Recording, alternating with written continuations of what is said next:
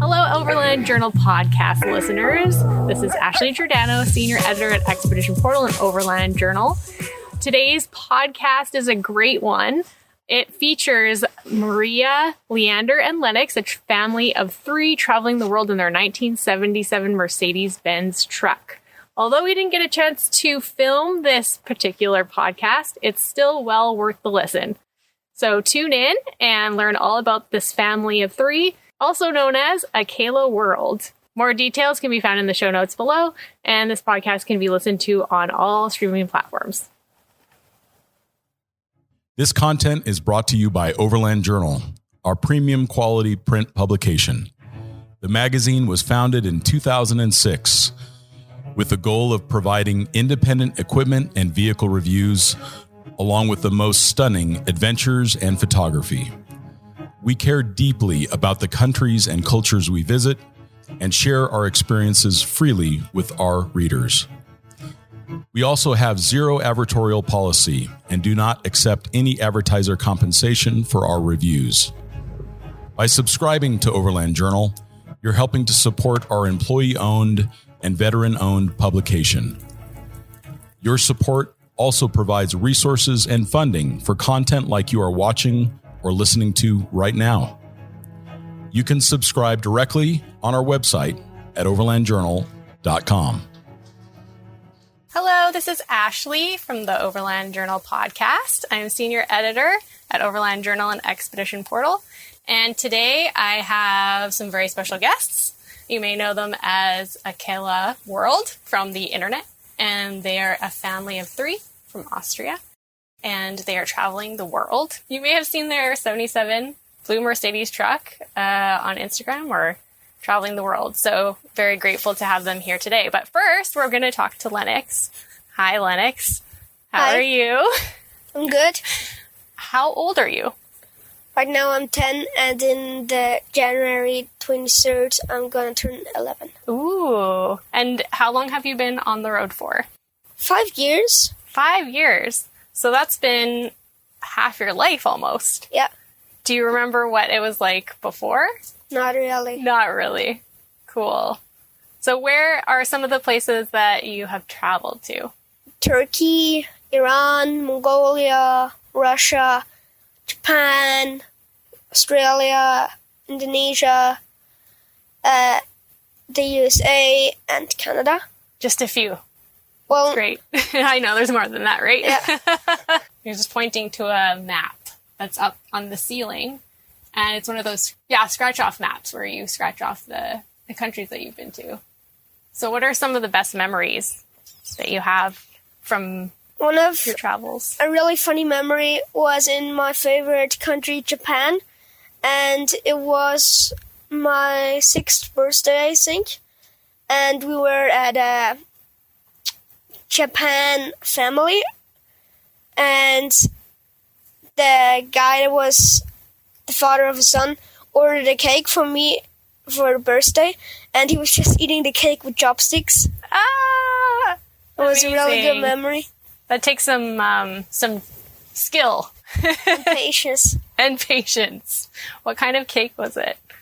Do you remember? No, don't remember. Chocolate. What other things did you do in Japan while you were there? It was the first time I really went good skiing for a bit of time, and I really was kind of good at it, but then we stopped, and now in Austria I finally learned it again. Did you start skiing in Japan, or did you start skiing before that? I started skiing before that, but in Japan it was the really good skiing, with the good snow and for a long time. Nice powder. For a longer time, yeah. I heard that the snow was so deep that when you were skiing, you ended up jumping into a big pile. I wasn't jumping in a pile. It was just a straight line down. It was very thick powder, and I was just going normal, but then I just went down in the snow. Because it was so deep. Yeah, and then I was just stuck, and I was crying for help, but I think my screams were so muffled that nobody could hear them. Oh no! But somebody got you out, obviously. Yeah, my dad went up again. Good. That's good to know. That must have been a lot of snow. Yeah. But also scary. What other experiences in Japan do you remember in particular? Did you meet some other kids there? No.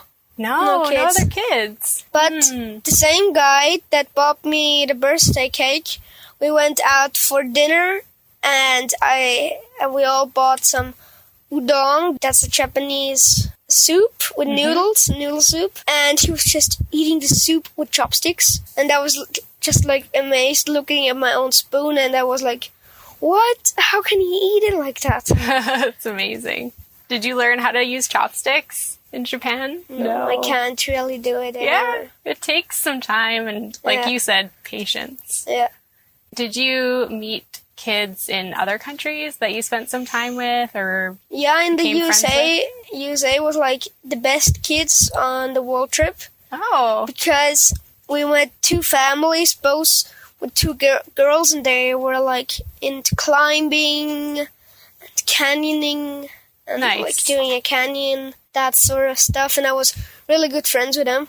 That was the best time with the kids, I think. were they also living on the road, or were they living in the One US? one of the families, they were living in a camper, but they were not like traveling. I think they were just like staying in a very big camper on schoolie. And the other family was like in a house, not traveling. They Gotcha. just went out. So they were fun because they did lots of different types of activities that you liked. Yeah. Did you meet other kids in other countries that were also living on the road? In Greece, there was like 2 families, and we met them, and they both had kids. They were also really fun to play with, and we also went lots in the water. Oh, nice. You like the water, hey? Yeah. What do you like about it? It feels like you can just like fly, but it's not in the sky, it's under the water. And I love the feeling when my head's under the water and I can do whatever I want. And you can see all sorts of things down Yeah. there. You were saying, was it yesterday, that you really like snorkeling? Is that right? Snorkeling and diving. Yeah. Have you seen sort of sea creatures while you're snorkeling, or coral? We've seen or a kraken. fish? Oh, what did that look like? Like a kraken, 8 tentacles. That's really cool. Awesome. We also saw stingrays and manta rays. Nice. What areas were you snorkeling in mostly? Indonesia was the best time in the water I've ever had. Must have been nice and warm. Yeah, the most water creatures I've ever seen in my life was all in Indonesia. We've seen a whale shark, we've seen lots of rays, we've seen a kraken, octopus. So you feel really comfortable under the water, obviously. Tell me a little bit about your living quarters. You showed me your bed setup yesterday, and it's really cool. You have like a bunch of really beautiful photos and some stuffed animals, and you showed me some Lego that you brought out, and your clothes are organized back there too, or something, right? Yeah. What is it about that space that you enjoy? It's more like, I feel, when I'm in there, I feel like it's a little cave, just the outside world, and I'm like in my little space. And when I want to be alone, I can just take the curtains and pull them out so nobody can see me anymore. And it's just like a bit of private space when I want it. Yeah, I imagine because you're with your family all the time. Yeah. Which can be great, I'm assuming. But you're in this, I mean, this is a small space compared to a house, but it's quite spacious in here. But it's nice to have a little break to yourself to do whatever you want. What do you do when you're in there by yourself? Are you playing with Lego? Reading? I'm playing with my Legos, I'm reading, I'm playing video games. Well, what's your favorite video game? I'll go for Lego Star Wars. Yeah, you play like all Lego, the Star huh? Wars videos Nice. just on the thing, just like online. Nice. It's really fun. And what was the Lego you brought out yesterday that looked really cool? It's from the Guardians of the Galaxy, and it's the ship. Do you have other Lego as well? Or is I that the- have a whole Lego box in there too, but not like the ones like the ship. It's just Lego pieces, and I can just build whatever I want. What are your favorite days when you're traveling? Like, what does your favorite day look like? What do you do during that time? Or does it depend? It depends where you are. I mean, when you're in the mountains and there's snow, I would love to go skiing, and after skiing have a hot chocolate. That sounds really nice. Or when you're in Indonesia, you go in the water, see very much animals, you come out. Are there any favorite foods that you have, that you've tried, or that your mom and Lasagna. dad make? Lasagna! Nice. My mom doesn't make it very often, maybe one time in a year, but it's my favorite dish. Yeah. It can be difficult with... Oh, no. But I can tell the story. We were in Mongolia and we met some nice people in a yurt. It's just like a house, but like way smaller, made out of fur, animal fur, or clothes or whatever they have to build it. They invited us for breakfast. And so in the morning, I stood up, I came into their yurt, and they said like, "Oh, hi, come in for breakfast." And they served me old butter from a yak and stone-hard bread. And I was just like, wait a minute. I got outside. I went in the truck and told my mom, Mom, please don't make me eat this, please not. It was so disgusting. Oh, no. And she didn't believe me that they wanted to serve me this, so she came inside and she was like, okay, you're fine. And so I didn't have to eat it. It seems like growing up, no matter whether you're in a yurt in Mongolia or you're at your parents' place or your grandparents' place, there's always something when you're a kid that you're like, no, thank you. Are you doing a homeschool program, or what kind of schooling are you doing, or are you doing... We are doing homeschooling. My mom and my dad are teaching me, and they know what they have to teach me because they take the books from the school that I should go into. They just take the books, and my mom teaches me how to do everything in the books, and I have to do it, but we don't do it very often. I mean, the last time I was learning, it was like a month ago. So there's no like program. When it's not cool weather outside, we do teaching and learning, but when it's nice weather outside, we don't do it, and we just do something outside. What kinds of subjects, when you're doing homeschooling, are you learning about?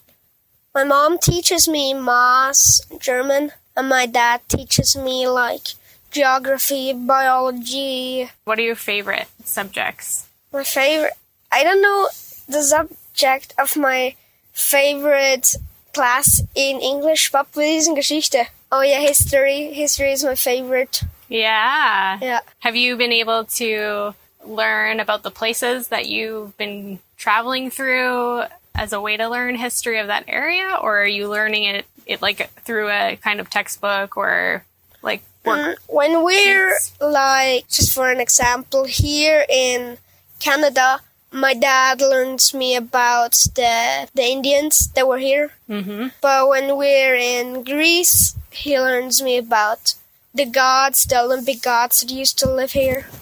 That's probably a really fun way of making history interesting, because you're in that place. Yeah. Learning about it, and you can see it in the sculptures or the buildings, or like here you guys will see totem poles further towards Vancouver. There are also other sorts of Indigenous sites that you'll probably see along the way, which is really a cool way of learning about the history. Yeah. So that's cool.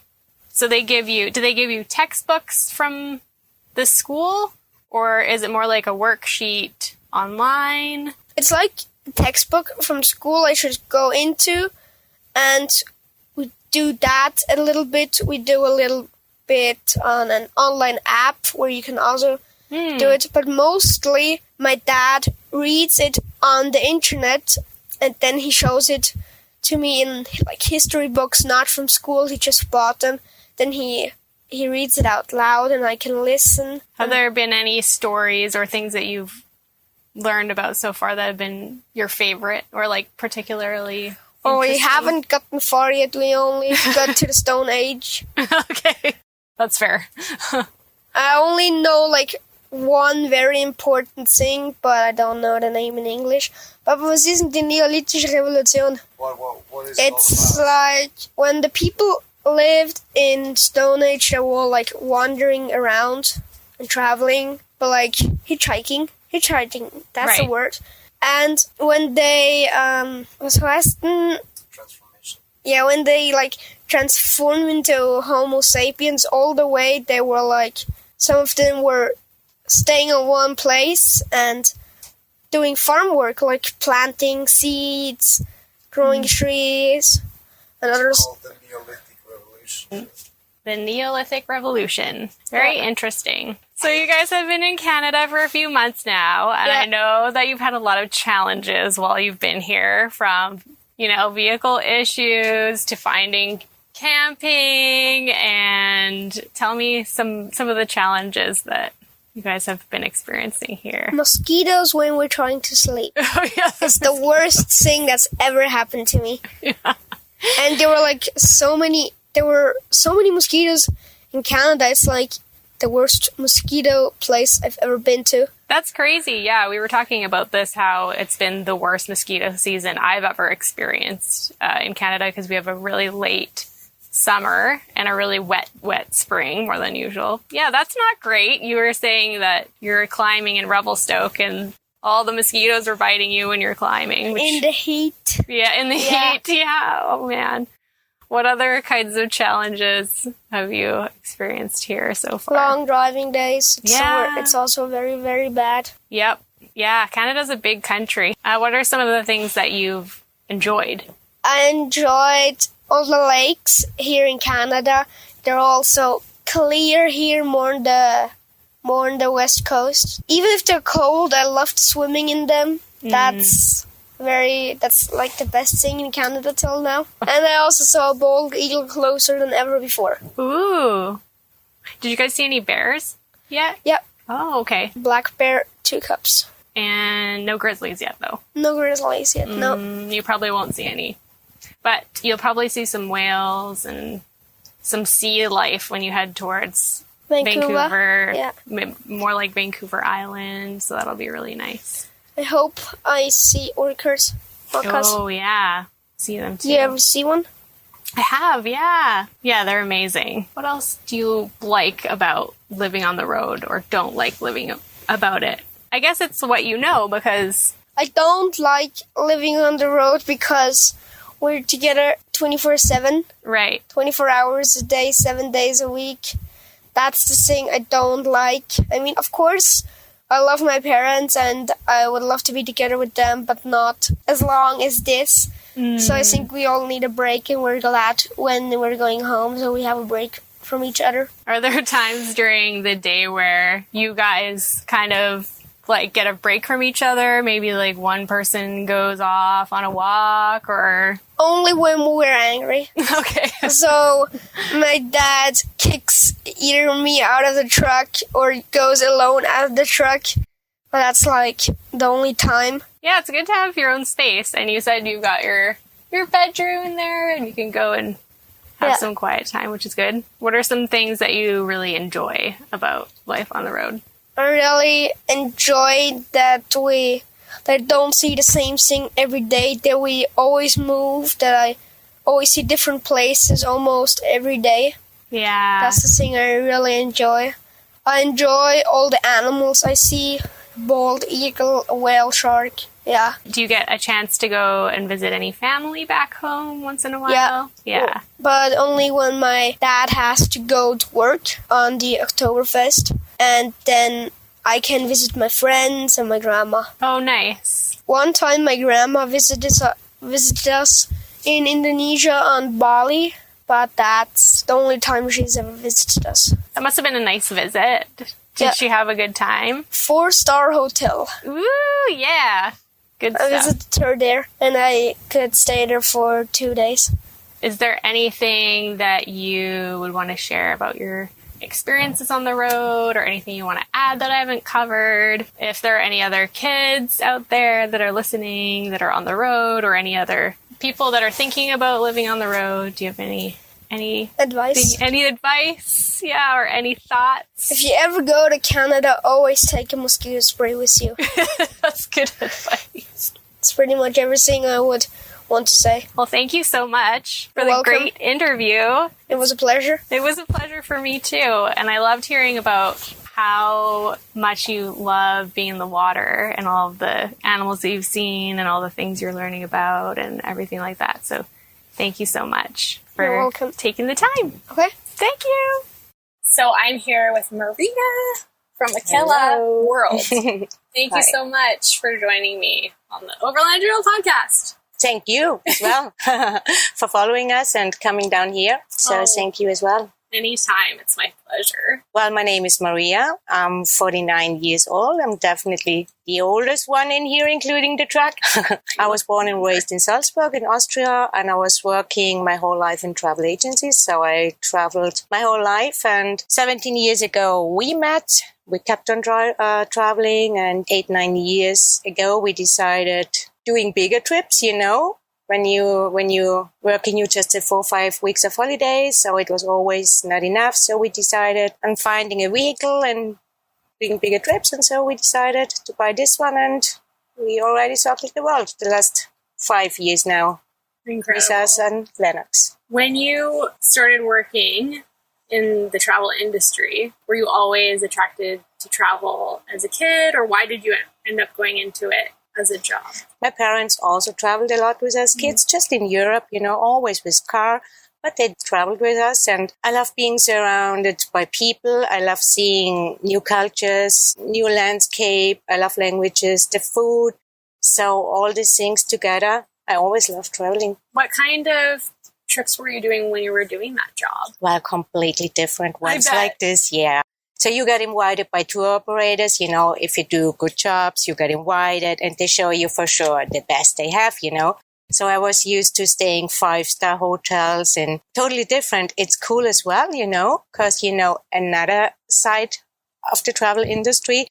But this all was, I think, 20 years ago. So even this world has changed a lot. I was happy leaving all this behind me because it changed a lot and I didn't feel comfy anymore. I loved it for a long time. Now we are traveling like this. What were the different sides that you saw? Like in your job, you saw obviously the like high-end hotel side and everything was planned for you and you saw what they wanted you to see in a way.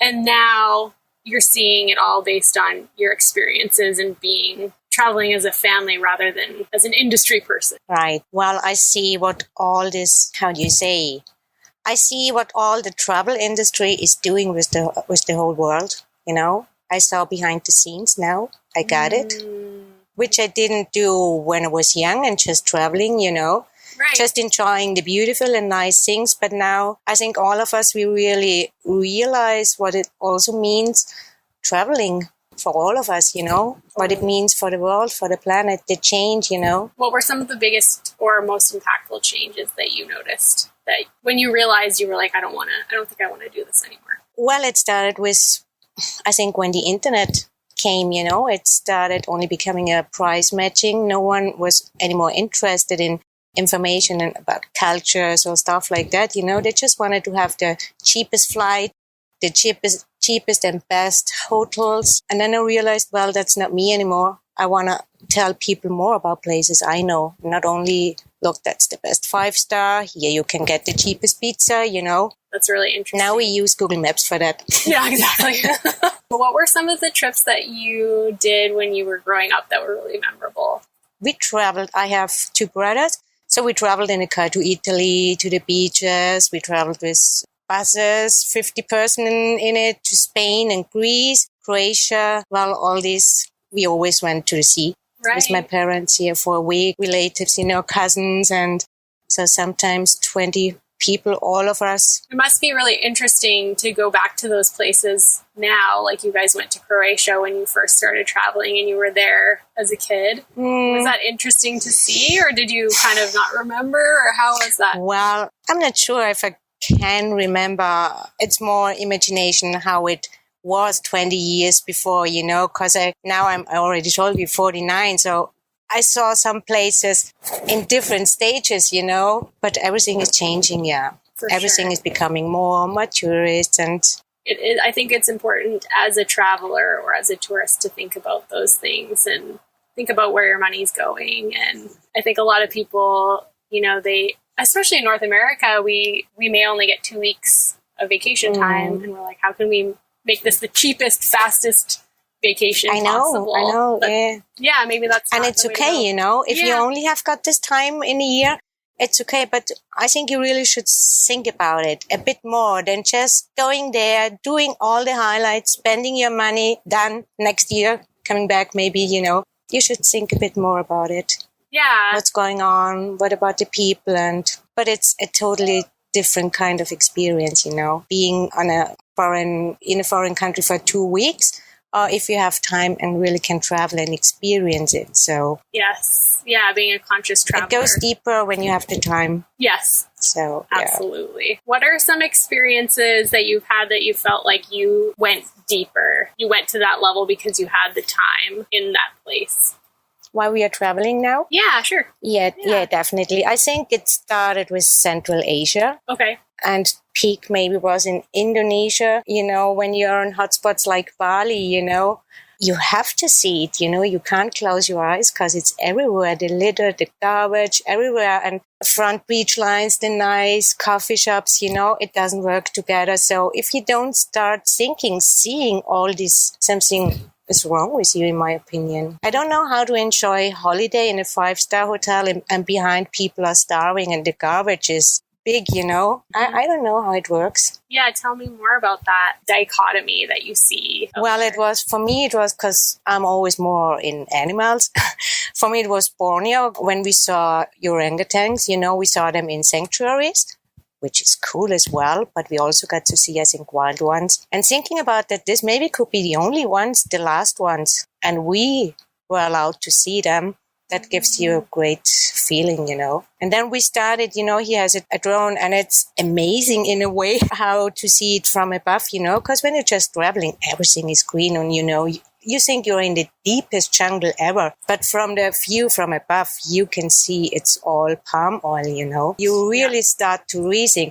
And then you start realizing all your surroundings, you see all the trucks with the fruits and people working on the fields and the burning. So, this was a very emotional moment too. Everything in the water, especially when I saw Leonard. He's the Aquaman in our family. The Aquaman. And swimming and surfing and snorkeling around corals, which are dying, doesn't make fun, And he knows exactly what's going on. So he's not one of the kids, oh, Mom, look, I see a fish. So he knows what's going on. Yeah, that's and it good. Continues, if he once realized that the world is running away it shouldn't, I think you can't stop thinking about it, Yes. I don't know. It feels like, what can I do?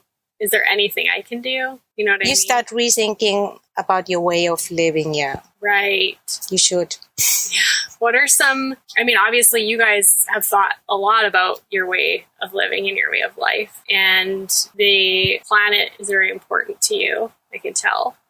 And what are some ways that you felt like in your day-to-day life, there's a way that you can, make your impact a bit less? You mean what we are doing? Yeah, by the nature of it, you're not in a house, you're not using electricity, you're not using a lot of water. Yeah, I know. That's the question, The first thing when people are seeing us, it's the old truck, So, and that's their common sense, old truck, you destroying the planet, because you need lots of fuel. Yes, they're right. In a way, but that's not the only thing, This truck is nearly 50 years old, so it's recycled. We have solar panels, and in the end, if you match a normal household and us, I think we're better maybe than them. Well, for sure we use planes, and this one goes on vessels, but in the end, so I don't feel bad. One time I added up all the kilometers that Richard and I drove to South America, and it was equal to the number of kilometers that somebody in North America drives in a year. Yeah. And I was like, okay. Yeah. Commuting, right? Because some people have hours and hours of commuting. It's interesting to think about for sure. When you first decided to travel by vehicle, was it a decision that you guys made together? Was it Andrew's idea? Did you have it as an idea? Like, how did that come together as a plan that you're both on board with? I love traveling.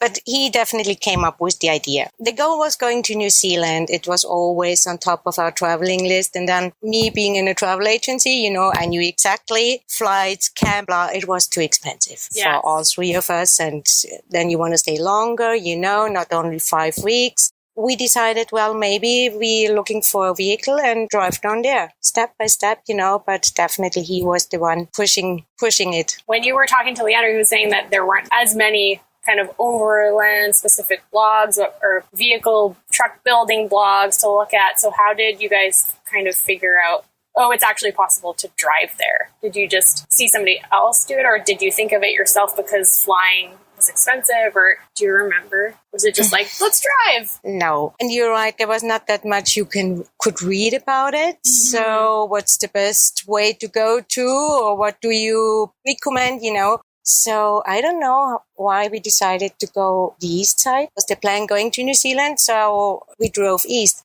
And during the trip, it wasn't possible anymore to do the route we have planned because Thailand was closed and for some reasons. So we had to decide what to do. So we did the whole east side to Vladivostok and then, step by step. So we had to change plans very often. What were some of the most memorable experiences on that kind of Silk Road, Central Asia, Japan, Korea, Indonesia trip? It's a lot of different types of cultures to pass through. Well, the Silk Road is just amazing when you see people running around, smiling, kids are waving at you, and you see their homes and the places they live. They live such a simple life, but they're definitely more happy than we are being in this amazing landscape, the Tajikistan, the mountains, it's incredible. Russia is like you think Russia is, the people are kind of rude, but you need to go deeper and then they're super, super friendly. We figured out they do need vodka for surviving in Russia.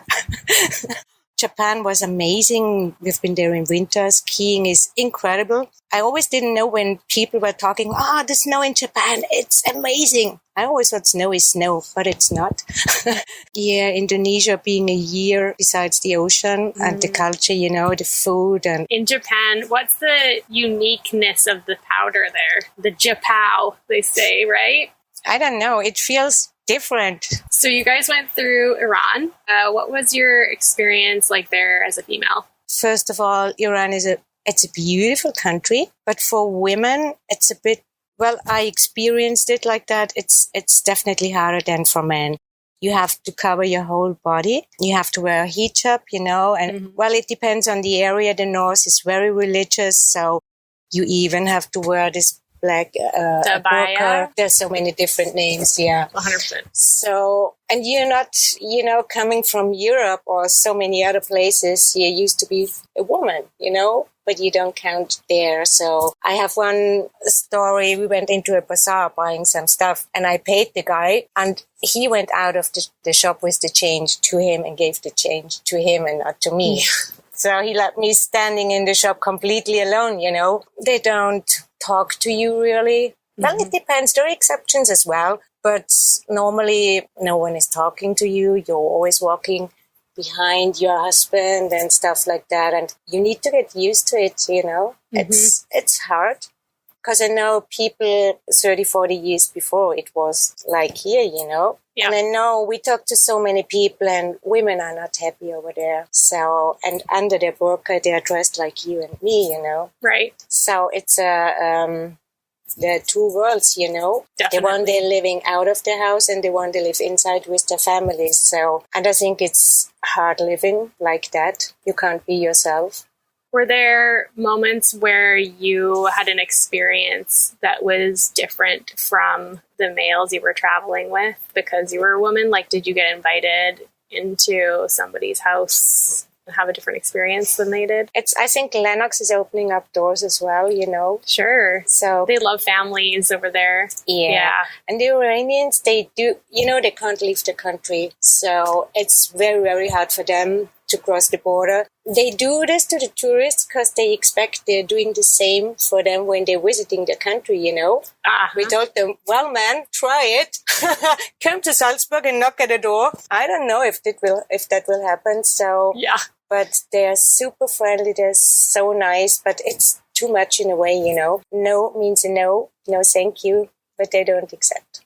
Gotcha. Yeah. That makes it hard sometimes. Did you go for dinner at somebody's house? Yeah. Okay. Yeah. When we arrived in Iran, there was Nowruz festival. It's kind of New Year. Is it New Year, the Iranian New Year? So the Iranians, they like to go out and having barbecue. And so all the parks, they're full with locals. So we parked in front of one of these parks and we got invited from all the families, Sometimes they really started fighting. Oh, no. So, and they all wanted us to sleep in their house and because they have air condition, and we don't. So it's really nice. It gets pretty hot in Iran, obviously, but I was hearing a little story about when you guys were in the desert and it was 50 degrees Celsius and you get stuck.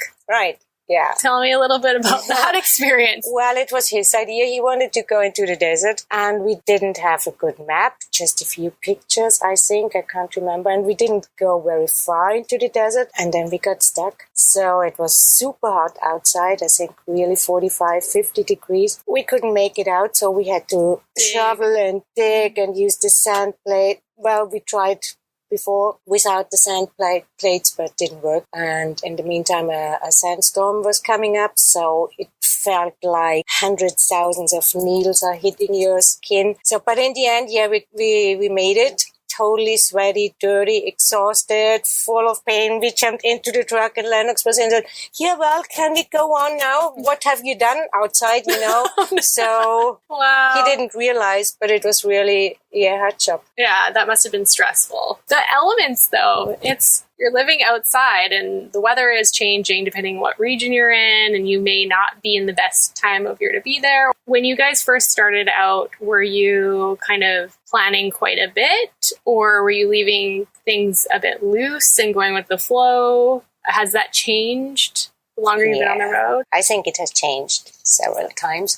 So it took us a while to figure out how it works in a truck, how to live in a truck. Nobody knew what to do. When should we get up? Breakfast. We didn't know. Lots of talking was necessary and we slowed down but we had to figure out everything. When to work, when to do schoolwork. Do you have to do it every day? In the end, it's a normal life like everywhere, and you need to learn by yourself what's important for you, what works best for your family.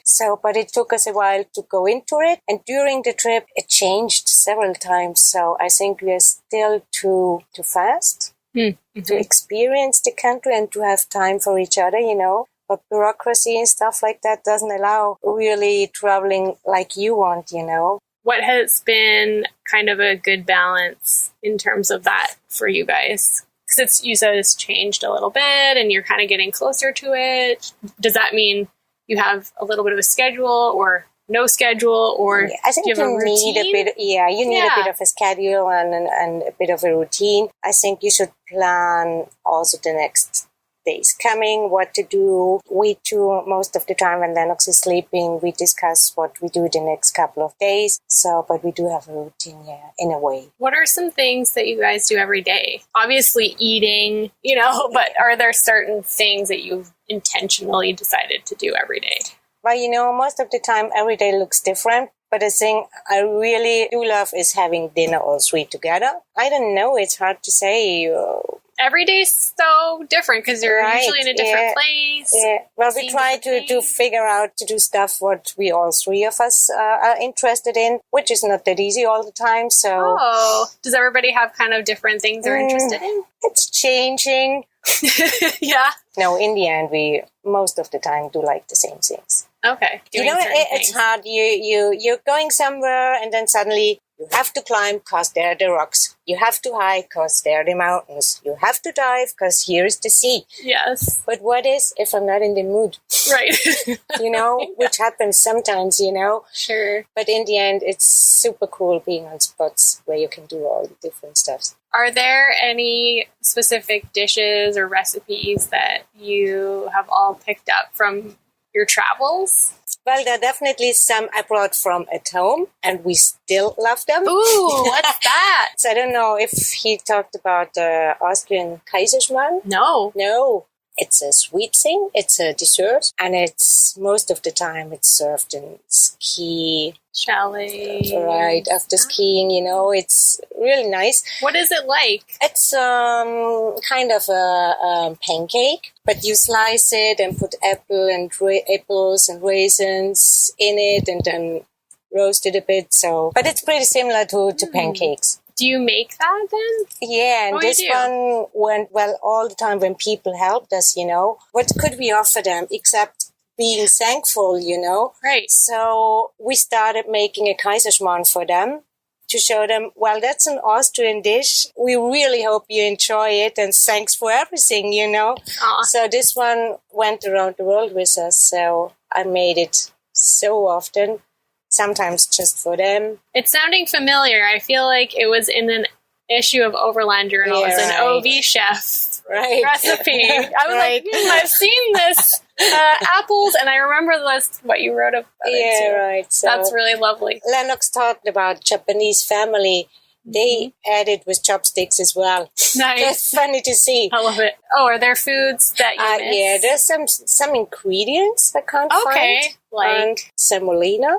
Yeah. Mm-hmm. I don't know. Yeah. Well, I think you need to go in really special shops to find. But, I'm not happy with with sausage and cheese. It doesn't take like at home. It's the same in Australia. I don't blame Canada or the US. So it's the same thing in Australia. Yes. So you're not the first person who's told me that. Nah? Yeah. Yes. Yeah. There have been other European overlanders like, so what's up with your cheese and why is it so expensive? Yeah, right. Was it pumpkin soup recipe at some point too that looked really good and with some Indonesian spices? Yeah, it was with coconut milk and then the Wurstnudeln. That's the dish I brought from Austria as well. After a long driving day, it fills your stomach and you're fine. So, I love it. I feel like we could do an Overland Journal food podcast, and I could just do that. There's so many things because you asked about dishes from other countries. Yeah. I always love going in foreign kitchens and watching what the women are doing, or even I'm allowed to help. And it's more about, in Indonesia, I was in a kitchen, I even couldn't realize it's a kitchen, and they show you things you can't make, you can't find the ingredients or the fruits or the veggies they use. It's just amazing watching and trying after it. They must have had a lot of fresh everything and beautiful spices there. Yeah, starting with Indonesia, in Central Asia, it's hard to get. It's hard to find fresh stuff. Right. They don't have supermarkets like we are used to, so it's hard. So were you mostly going to small markets there or stocking up on canned and potatoes? No, we always try to cook fresh. Yeah. And, it depends totally on the country, I don't want to spend days for looking for good food, Could spend hours on that. Most of the time we go to normal supermarkets. And in Central Asia, In Central Asia, there are no supermarkets, they're just wooden shacks. Where you are lucky to buy half of a cucumber or maybe a bottle of milk. So there are not 100,000 of different milk things, just one milk, one tomato, maybe 3 potatoes. That's the How did you make that work food-wise? What did you make, or how did you... Well, the kitchen needs to be more simple, Yes, for sure. It's use just what if you've got. you use that you can buy your stuff every day freshly, you can cook like this. But if you only have potatoes and carrots and maybe noodles and rice, that's what you're having. So that's what you have, yeah.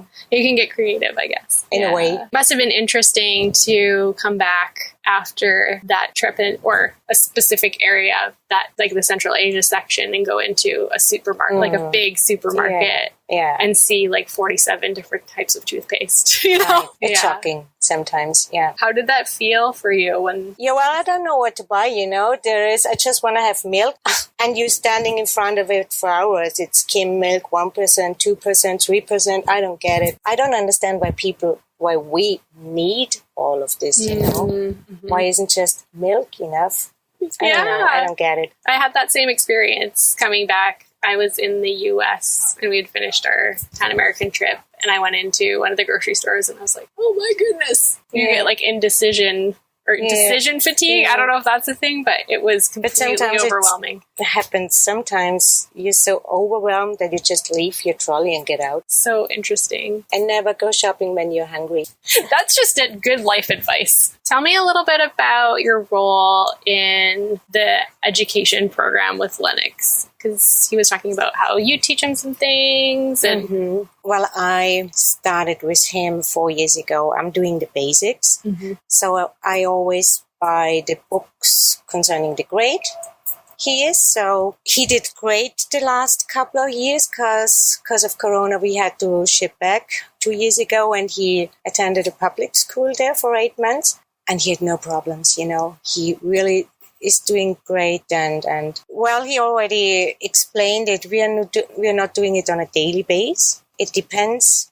As he already mentioned, we haven't done it for a long time right now, but we made a commitment when we're back at home in Austria 4 months, from Monday to Friday. Like all the other kids being at school, we do schoolwork as well. And it's one by one, It's way faster. So, and I can see way faster where he has problems, and we can work on that. Yeah, so the basics is my part. Gotcha. So math and German, and we started with biology, but we are doing it out of the books. And they are doing, well, history, geography. I think you already explained. Yes. Yeah. What are some of the challenges and some of the rewards of a homeschool program? Well, it had to be being the mom and the teacher at the same time, because I saw him when he was at school, My teacher said, I think he's never going out. My mom said, That's sometimes a problem, but you can enjoy everything so much more. There's no pressure about time, about homework, because you're deciding when and what. So, and that's priceless, I think. Good balance. We can travel whenever we want. We don't need daycares. It's really cool. That's great. But like you said, it's also the other side. Being together 24 hours, 7 days a week, it's challenging, yeah. How do you take breaks? Like, do you take breaks? Do you not take breaks? Yeah, I think. How do you do that? Yeah, I think I'm the one who needs time. I need time for myself. I think they don't need it that much like I do. But I love being alone. So it's sometimes hard. But in the end, I think we're a good team. So we know and see what the other one needs at the moment and give him room or space. So we can talk to each other. And if I see he's on, I don't know, exploding, I can send him. So and vice versa. So it's hard, because especially Central Asia, it was so beautiful, but you only get 30 days. The countries are huge and the roads are not like this. And you want to stay longer, but you can't. So you have to go on and go on. Bureaucracy is chasing you, definitely, in countries where visas do exist. Yeah. And also, it's not having a break for yourself. It's also a break for the family. It's hard, we just parked here. I was just preparing breakfast and someone knocked at the door and started talking. And I told him, I'm sorry, I just want to make breakfast. Maybe later, But in a way, they all think they are the first ones and they are all asking since 5 years the same questions, And this is destroying your privacy as well in a way, because sometimes you're lucky and find a beautiful place and then someone is coming. And started, it's not, well... The tour begins, right? Yeah. Sometimes you're in a mood, you love it, and it depends who is talking to you. But in the end, it kills your privacy as well, in a way. Sure, especially in the populated areas. Right, and then it's good for people to think That's why we are complaining about Canada at the moment, because it's so hard for us to find a spot where we could be just the three of us, Yeah, hopefully soon. And that's the next one. why are we blaming all the people, you know? We are exactly like them. We just want to have fun in a beautiful area, you know? Mm-hmm. Yeah. So it's all a circle. Sure. Thank you. Thank welcome. you so much for taking the time and everything. I appreciate that so much. Again, thank you. Well, thank you so much for being on the Overland Journal podcast. And thank you to all the listeners for taking the time to listen. And we'll catch you next time. Thanks.